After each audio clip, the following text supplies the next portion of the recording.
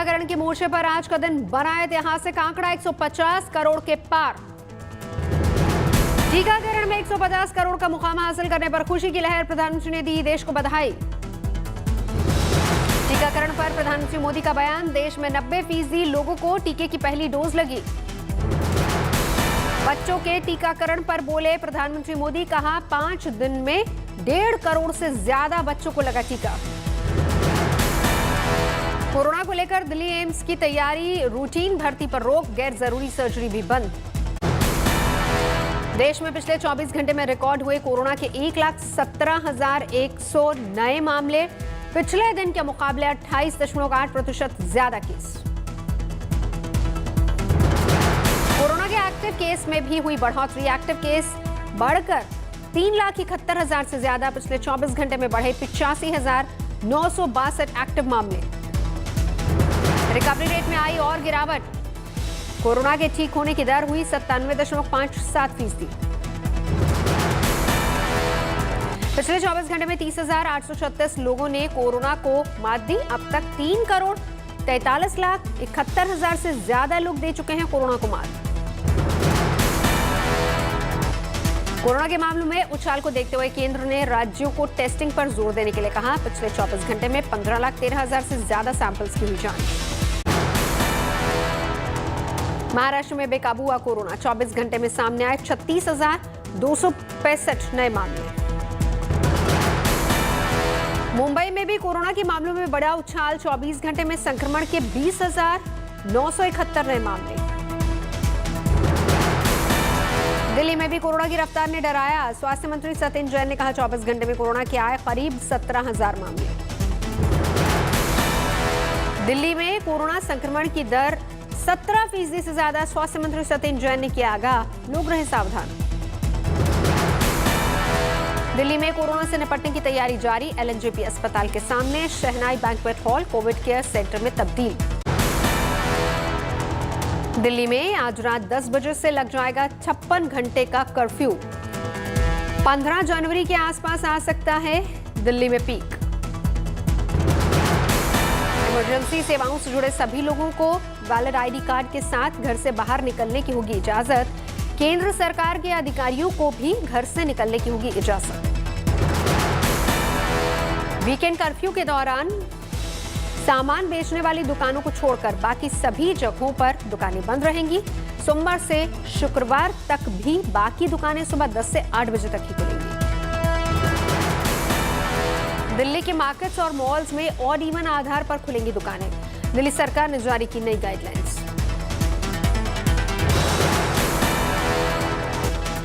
दिल्ली में शराब की दुकानों के बाहर लगी कतारें, वीकेंड कर्फ्यू की वजह से सुबह से ही दुकानों में भीड़। बांके बिहारी मंदिर में दर्शन के लिए आरटी-पीसीआर की नेगेटिव रिपोर्ट जरूरी, कोरोना केस बढ़ने के बाद दर्शन की व्यवस्था में बदलाव। विदेश से भारत आने वाले यात्रियों को 7 दिन तक करना होगा क्वारंटीन, 8वें दिन करवाना होगा आरटी-पीसीआर टेस्ट।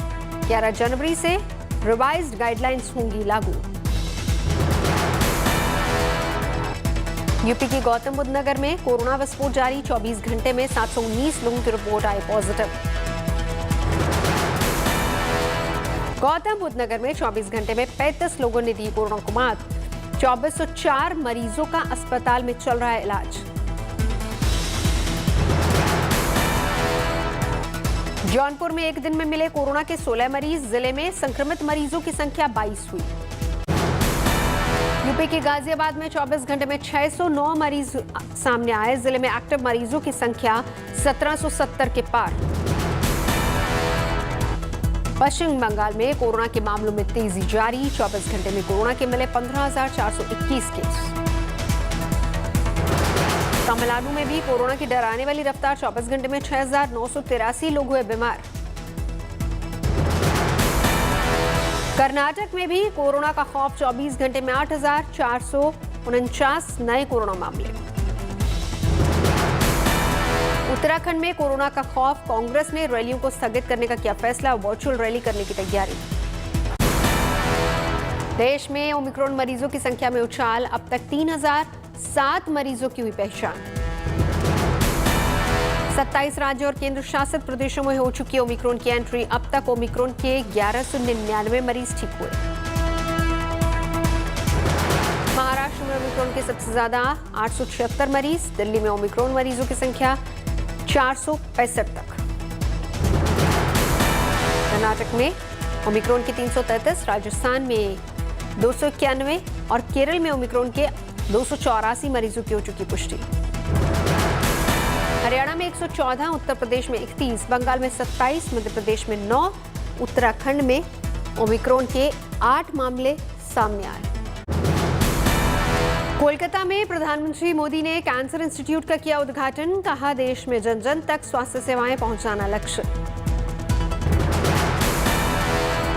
पीएम मोदी ने 15 से 18 साल के बच्चों के टीकाकरण शुरू होते ही 5 दिन में 1.5 करोड़ बच्चों को वैक्सीन लगाए जाने का हवाला दिया। प्रधानमंत्री मोदी ने कहा, कोरोना के नए वेरिएंट से दुनिया में तेजी से बढ़ रहे हैं कोरोना की केस। देश में भी ओमिक्रॉन कोरोना पसार रहा है। अपने पे सावधानी बरतने की अपील। प्रधानमंत्री ने कहा, देश में अब तक 90% लोगों को लग चुकी है कोरोना की पहली डोज।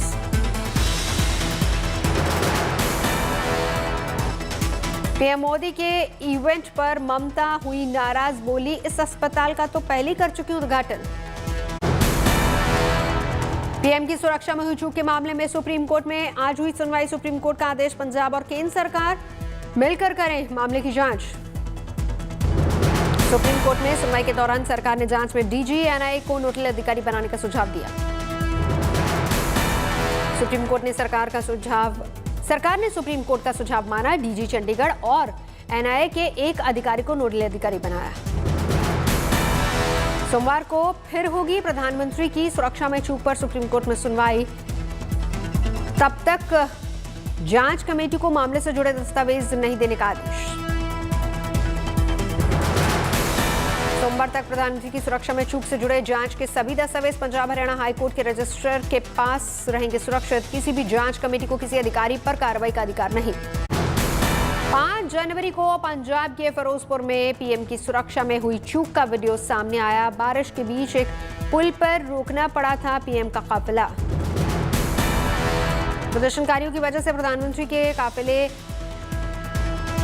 को रोकने की नौबत आई थी। रास्ता क्लियर नहीं होने पर उठे सवाल। पुल पर प्रधानमंत्री का काफिला रुकते ही फौरन गाड़ियों से बाहर आए एसपीजी के जवान। पीएम मोदी को कवर किया।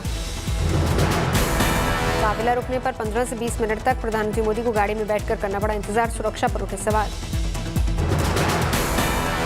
पीएम मोदी को फिरोजपुर में रैली किए बिना ही वापस लौटना पड़ा। अन्य सेफ रूट का विकल्प तैयार नहीं होने पर उठे सवाल। पंजाब में प्रधानमंत्री मोदी की सुरक्षा में चूक पर तफ्तीश कर रही एमएचए की टीम दिल्ली रवाना। पंजाब के डीजीपी समेत तमाम अधिकारियों से की पूछताछ। पीएम की सुरक्षा में चूक पर पंजाब पुलिस ने दर्ज की एफआईआर। 150 अज्ञात लोगों पर एफआईआर दर्ज। पीएम की सुरक्षा में चूक की जांच के लिए गृह मंत्री अमित शाह ने बनाई 3 सदस्यों की कमेटी। फौरन रिपोर्ट सौंपने का आदेश।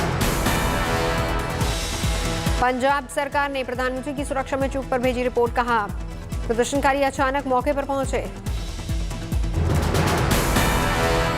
फिरोजपुर में सतलुज नदी में मिली संदिग्ध नाव। बीएसएफ ने नाव को अपने कब्जे में लिया।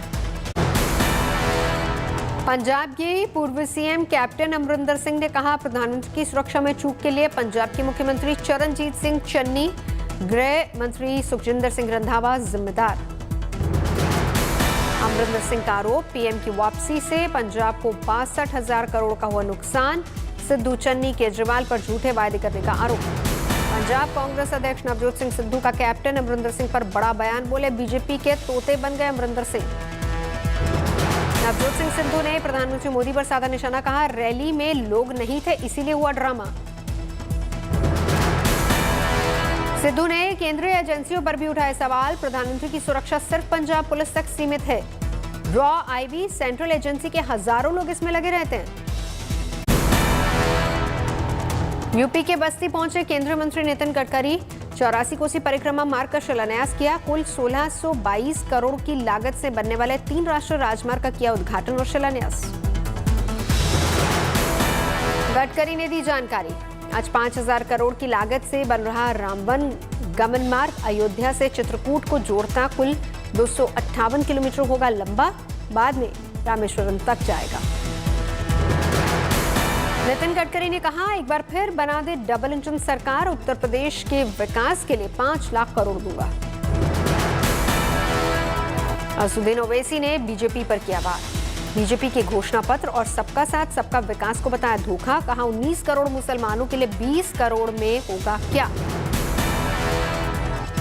नागपुर में आतंकी साजिश की आशंका, आतंकी संगठन जैश ए मोहम्मद ने कई जगहों की रेकी की, आरएसएस मुख्यालय की सुरक्षा बढ़ाई गई, फोटोग्राफी या ड्रोन गतिविधि पर रोक।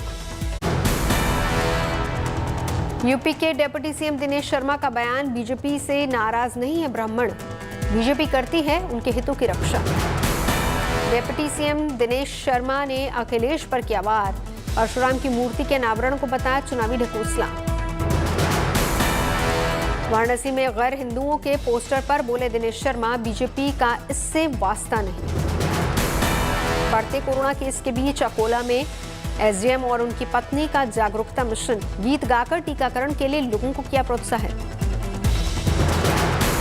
दिल्ली का ऑटो टैक्सी यूनियन सोमवार को देगा दिल्ली के सीएम बंगले के बाहर धरना, केजरीवाल सरकार पर वायदा तोड़ने का आरोप। जम्मू कश्मीर में सुरक्षा बल को मिली बड़ी कामयाबी, मुठभेड़ में 3 आतंकी ढेर। जम्मू कश्मीर के बडगाम में आतंकियों से हुई सुरक्षा बलों की मुठभेड़, मारे गए 3 आतंकी संगठन जैश ए मोहम्मद से जुड़े थे। बडगाम में मारे गए आतंकियों के पास से हथियार और विस्फोटक बरामद, सर्च ऑपरेशन जारी। श्रीनगर में 4 संदिग्ध गिरफ्तार, पाकिस्तान के इशारे पर दिल्ली में की थी एनआईए मुख्यालय की रेकी। जम्मू कश्मीर के सांबा में पुलिस को मिली बड़ी कामयाबी, बरामद किए पाकिस्तान के बलून। दिल्ली में 26 जनवरी की तैयारी जारी, विजय चौक पर परेड का हुआ rehearsal. Silver medallist wrestler Shivani Pawar पहुंची अपने घर, जगह जगह हुआ जोरदार स्वागत। मध्य प्रदेश के दामों में इनकम टैक्स की रेड, शराब कारोबारी परिवार के ठिकानों पर बड़ी कार्रवाई। मध्य प्रदेश के बुरहानपुर जिले के एक शख्स को सरकारी कागजों में किया गया मृत घोषित, सालों से हो रहा है परेशान। बिहार के हाजीपुर में पिस्टल की नोक पर ज्वेलरी शॉप लूटने पहुंचा लुटेरा, लुटेरे से भिड़ गया ज्वेलर। जम्मू के बैन टोल प्लाजा के पास जबरदस्त लैंडस्लाइड, किसी के हाथ होने की खबर नहीं, रास्ता किया गया बंद, सीसीटीवी में कैद हुई तस्वीरें।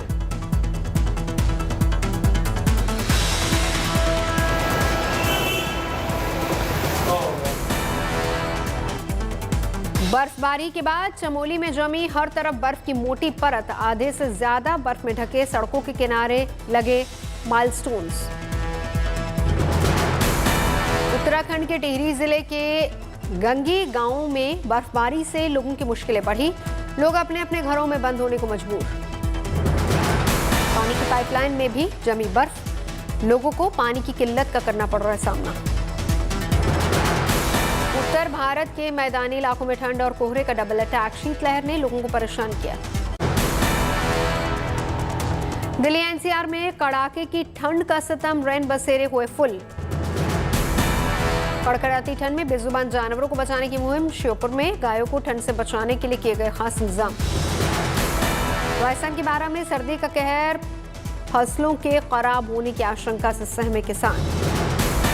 हाल ही में कड़ाके की ठंड से लोग परेशान, सुबह से छाया घना कोहरा। झारखंड के कोडरमा में ठंड का कहर, कोहरे की चादर में लिपटा कोडरमा। एलओसी पर बर्फबारी के बीच जवान कर रहे हैं सरहद की रक्षा। एलओसी में 0 से नीचे पारा, बॉर्डर पार से हो रही हर साजिश को नाकाम कर रहे हैं जवान। गंगोत्री धाम में फिर शुरू हुई तेज बर्फबारी, सैलानियों की बड़ी मुश्किल। बर्फबारी के बाद औली हुआ, पर्यटकों से गुलजार, रोपवे से दिख रही है औली की मंत्रमुग्ध करने वाली खूबसूरत तस्वीरें। चक्राता के ऊंचाई वाले इलाकों में फिर शुरू हुई बर्फबारी, सैलानियों की मौज। उत्तर कोरिया के नेता किम जोंग उन के समर्थन में राजधानी प्योंगयांग में उड़ा जन सैलाब। पार्टी समिति की मुखिया किम योंग ह्वान ने लोगों को किम के प्रति वफादारी की दिलाई शपथ। नोवाक जोकोविच के वैक्सीन स्टेटस न दिखाने की जिद पर राफेल नडाल ने कहा, कोरोना की स्थिति से वाकिफ है नोवाक। फ्रांस की संसद में वैक्सीन अनिवार्य करने के लिए लाए गए बिल पर मचा हंगामा। विपक्ष ने राष्ट्रपति मैक्रो की उम्मीदों पर फेरा पानी। अमेरिका में बर्फबारी से मुश्किलें बढ़ी। मिशिगन के पश्चिमी इलाकों में 131 काउंटी हाईवे पर करना पड़ा बंद। दुनिया में कई क्रूज शिप में कोरोना विस्फोट के बाद बढ़ी दहशत। रॉयल कैरिबियन और नॉर्वेजियन क्रूज लाइन में ओमिक्रॉन के डर से सेलिंग सेवा किया गया कैंसिल।